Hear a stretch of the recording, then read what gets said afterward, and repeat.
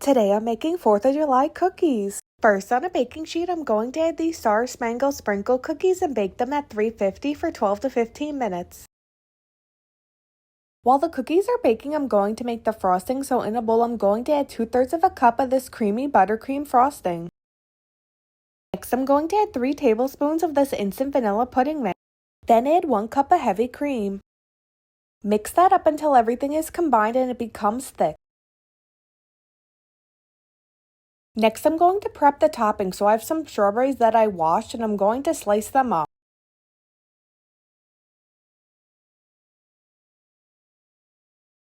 Once the cookies are done and cooled, I added them to a tray and I put the frosting into a piping bag and I'm going to frost each cookie. Lastly, I'm going to add a sliced strawberry on top.